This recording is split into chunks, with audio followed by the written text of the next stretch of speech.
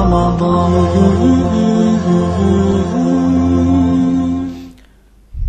alaikum and welcome to Ramadan Journey. I am your host Afif Khan and I am joined by Imam Muhammad Al-Asi. He is the author of the Ascendant Quran. It's a tafsir of the Quran in the English language, the first ever tafsir in this regard. And currently we are focusing on some issues in volume 6, which is the tafsir of the first 35 ayat of Surah An-Nisa. There's some issues related to women that we were talking about in the last few programs. We ended the last program with a discussion of the issue related to two female witnesses substituting for one male witness, and how this is used by those who want to disparage Islam to suggest that one male is equal to two females. So Imam, welcome once again. Thank you. And so if you could continue the explanation that you were giving last time with regard to certain types of contracts. Bismillahir Rahmanir Rahim. Alhamdulillahi Rabbil Alameen. Wassalatu wassalamu ala Sayyidil Mursaleen. Rahmatillahi lil Alameen wa ala alihi wa sahbihi al-muntajabeen.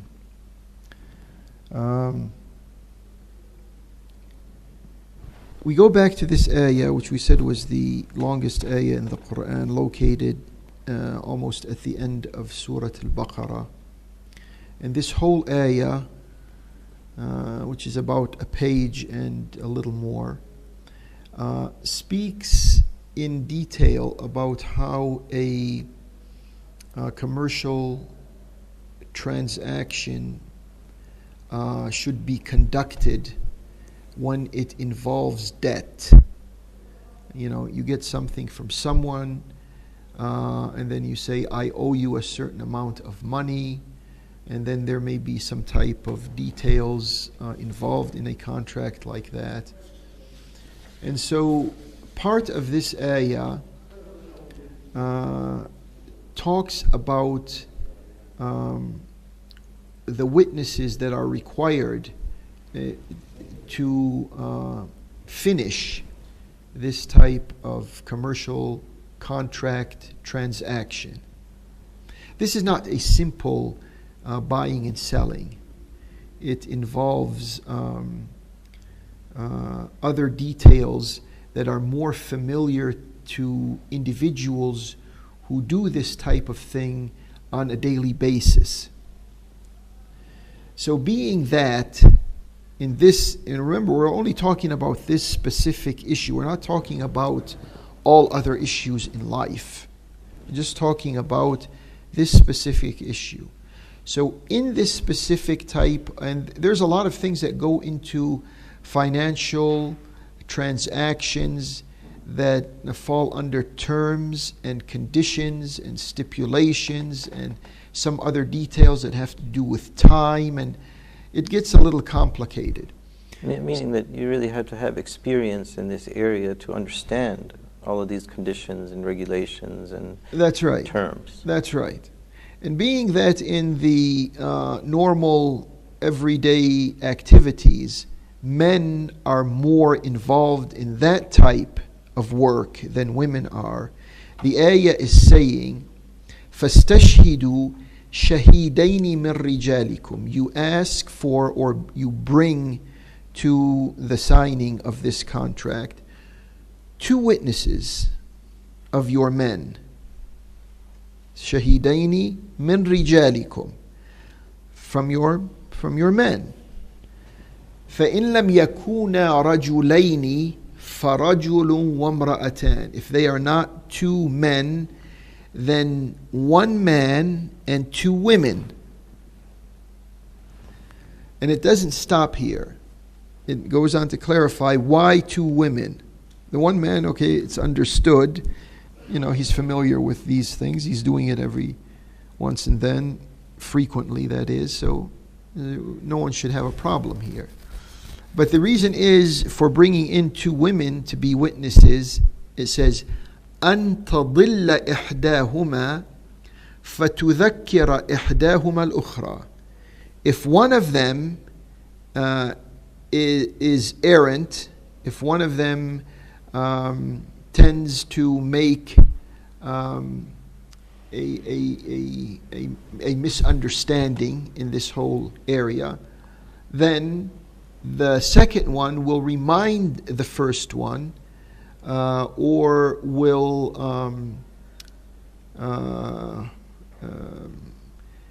make her aware of the area that she is not correct on, which tells us that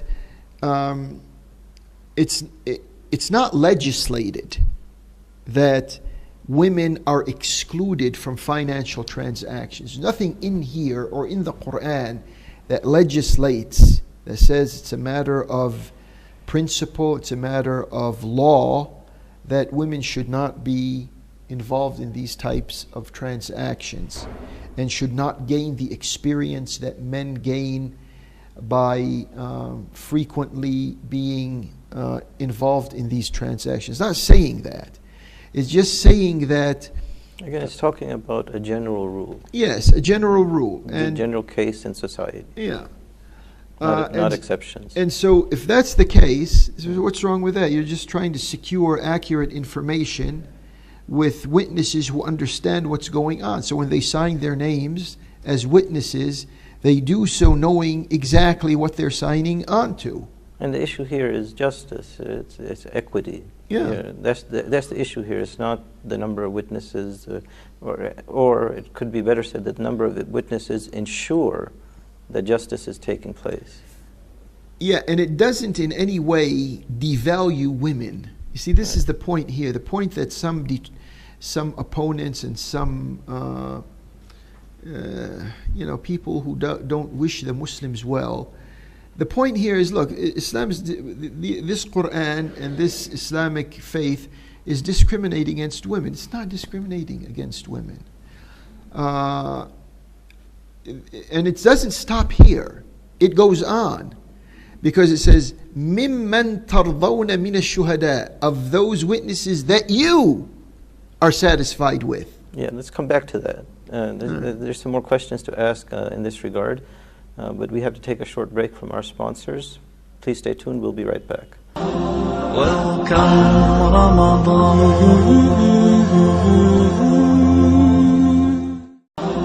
Welcome Ramadan. And welcome back. We're talking about the issue of female and male witnesses insofar as certain types of financial contracts are concerned. We were beginning to talk about what qualifies a witness to be a party to such a contract. And so, Imam, if you can continue. Yeah, so to recap, in a commercial, financial, detailed contract, what is required are witnesses who know the details there. And I mean, I'm a man. Look, I confess, I'm a person, and I'm not a person who avoids these types of things. Of course, I don't do this as a living. I don't do it on a daily basis. But if someone was to present me with one of these contracts and say, look, could you sign, you can read the contract, and then after reading it, could you sign on to it, verifying the terms between both sides in this contract. Now, when I've taken a look at some of these things, and when I read this, and I'm a man, I'm not a woman, I say, no, I'm not going to sign this because I don't understand some of these terms here. I don't understand what's going on here. You're going to need counsel. Yeah, basically. And you're going to need to look for someone besides me. I'm not going to accept that responsibility. So what does that mean? I'm some inferior person or something? No, it doesn't mean that. And the ayah doesn't mean that. The ayah is just looking for individuals who qualify, and it is and if there's two men who can do that, that's it. The whole thing is finished. But what if there is that type of circumstance in which, Okay, there's one man, we agree to that. And there's these two women, we think, they qualify, they can come in and do that. And it turns out that one of them is just like me and I'm a man. And she really, in good faith and with honesty, she can't sign on to this as a witness. And so it says if she doesn't understand this, then the other one is open to explain this to her. To fortify her testimony. That's right. And so if she understands it and she gets it, she signs it, and it's all done. So what's the big deal here? I just don't understand. But then, as we said, we go on to the last portion of this phrase, and it says, مِمَّنْ تَرْضَوْنَ مِنَ الشُّهَدَاءِ. The witnesses, have to gain your endorsement. You, the parties to this contract, you have to agree to they being the witnesses on this.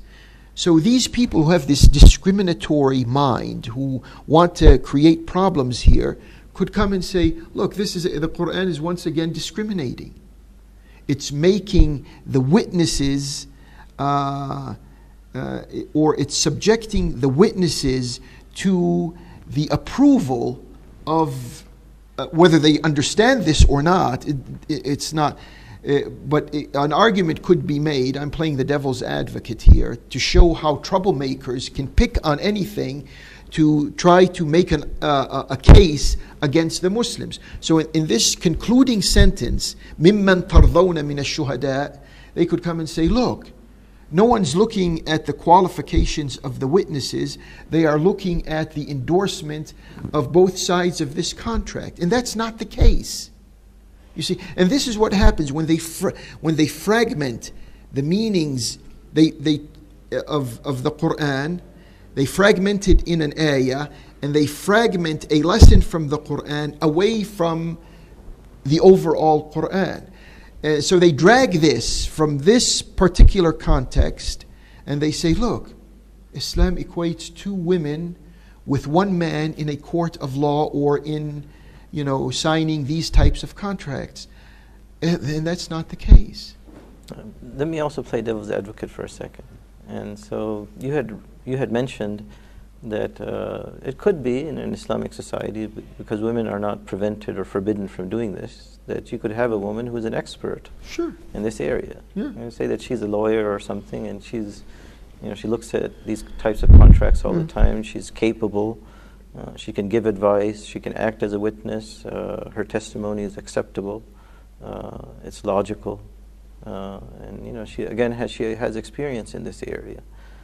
So is it still required that you have such a contract taking place, and the two sides in the engagement, they're satisfied with her as a witness?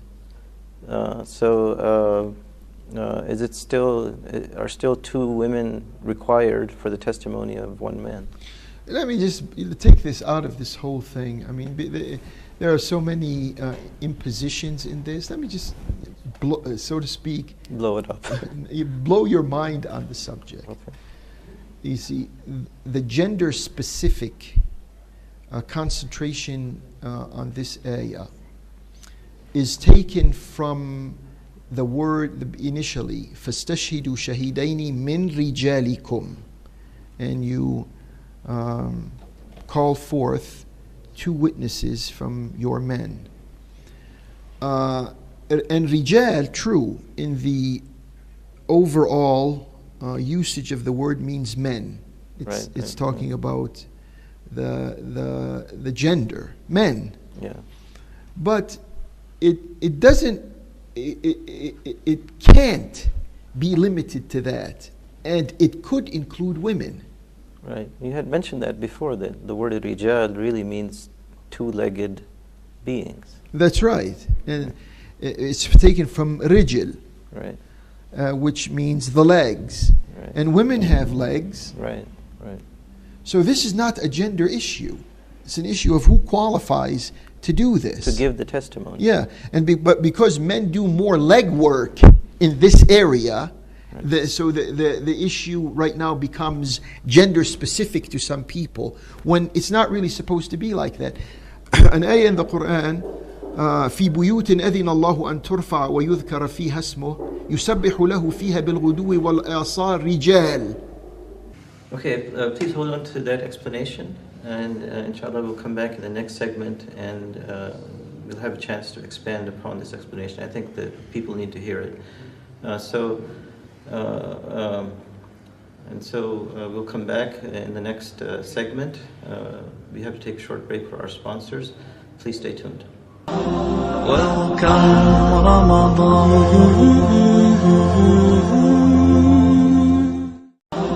Welcome Ramadan.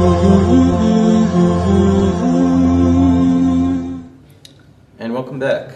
We've been talking about the meaning of rajul, and Imam al-Asi quoted an ayah from Surah An-Nur, and so we didn't have a chance in the last segment to really go into the explanation that he was intending to talk about.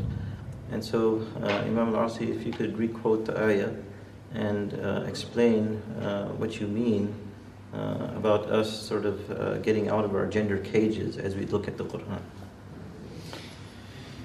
Yes, what took us to the other ayah, which is located in Surah An-Nur, in which the word rijal appears, is obviously the word rajul, rajulani, in the ayah in Surah Al-Baqarah that is used by troublemakers to say that Islam is something like a male gender religion and it oppresses and it subjugates women.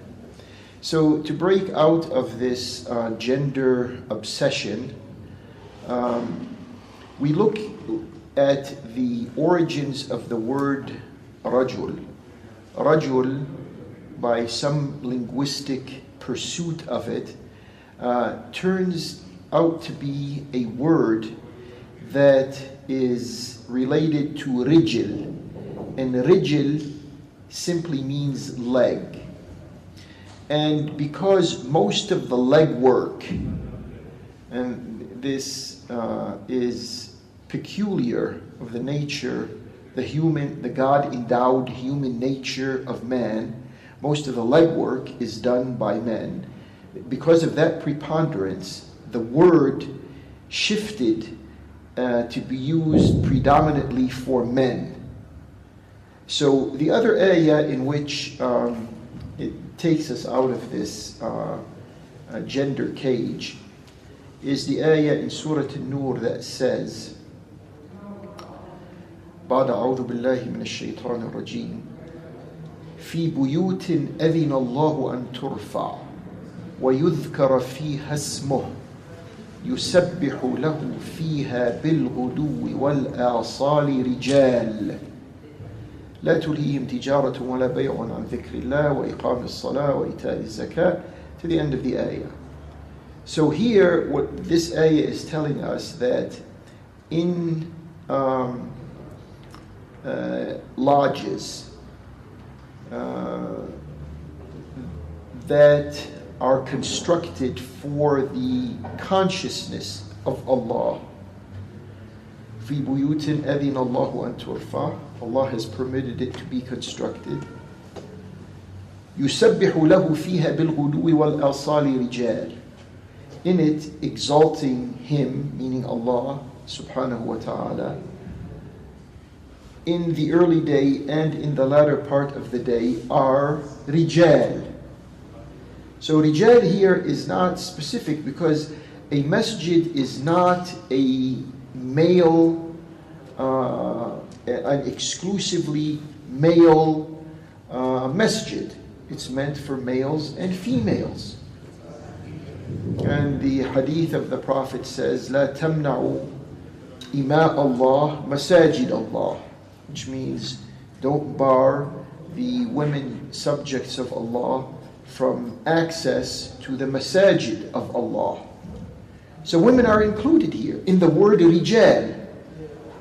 So if we break out of the gender obsession that some people have, and they do this to try to score points against Islam. They can score points against wayward Muslims, but they can't score points against Islam and the Quran. That's a different subject altogether. So if we refer ourselves to the Quran, we find there's no problem here. If there is enough intellectual capacity to understand all the ingredients of the ayah that the gender-minded people concentrate on, trying to say Islam is and the Quran is discriminatory, it's prejudice towards men against women, then understanding it in its linguistic scope will make for the possibility of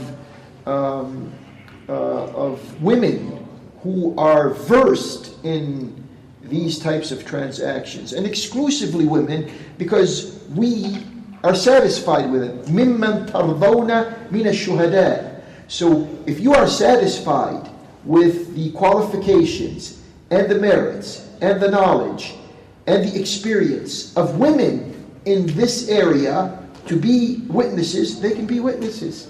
What's the problem?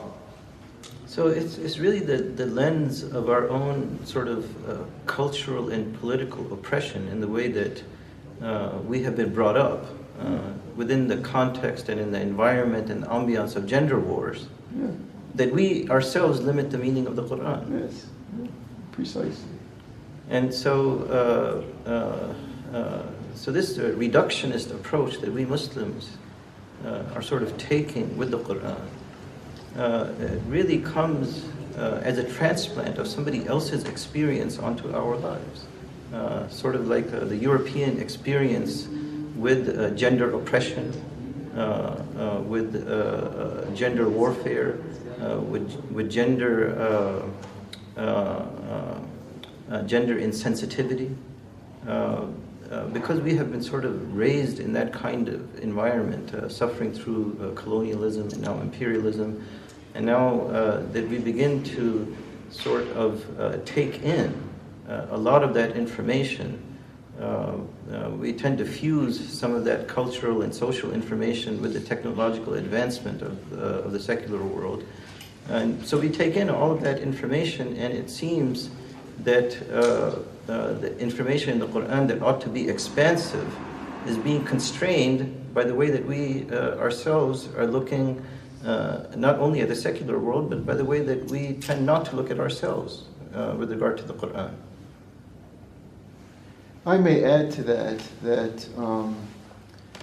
the understanding of the Quran is very shallow. I say this with a heavy heart.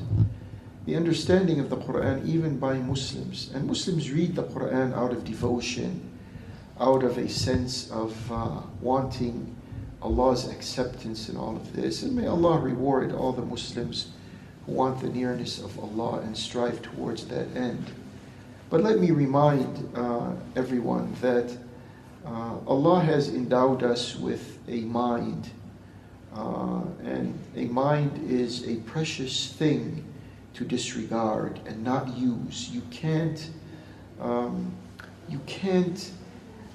achieve the full meanings of the Quran unless you activate your mind with all its capacity and capabilities, which makes room for the central issue of justice. That's the whole world, the whole history, the whole human presence has to be centered around justice.